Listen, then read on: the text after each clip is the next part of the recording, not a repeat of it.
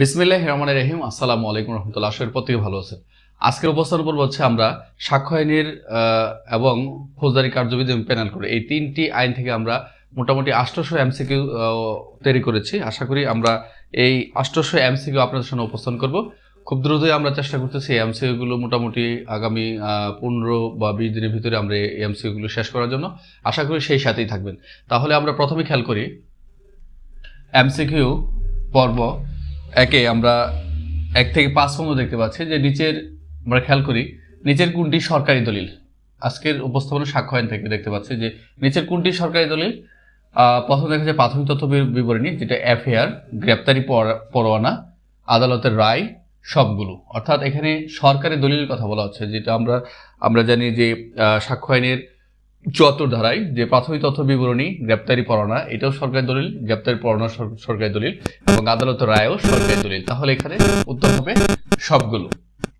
তাহলে এখানে সরকারি দলিল আমরা দেখতে পেলাম।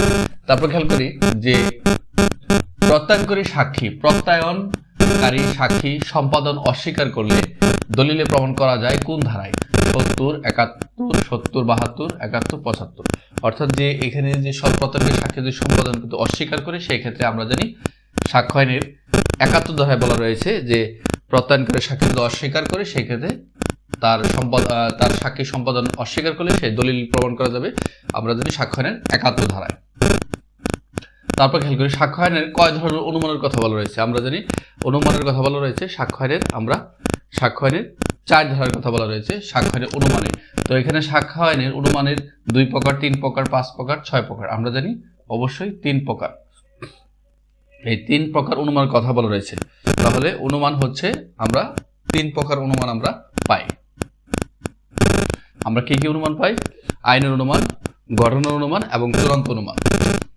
4 নাম্বার, দলিলের বিষয়বস্তু প্রমাণ করা যায়। দলিলের বিষয়বস্তু প্রমাণ করা যায় প্রাথমিক সাক্ষ্য দ্বারা, মাধ্যমিক সাক্ষ্য দ্বারা, ক প্লাস খ কোনোটাই নয়। অবশ্যই দলিলের বিষয়বস্তু প্রমাণ করা যায় প্রাথমিক সাক্ষ্য এবং মাধ্যমিক, প্রাইমারি এবং সেকেন্ডারি। অর্থাৎ তাহলে এখানে উত্তর হবে ক প্লাস খ। মৌখিক সাক্ষ্য অবশ্যই প্রত্যক্ষ হতে হবে নিম্নলিখিত কোন ধারায়? 59, 61, 60, 62।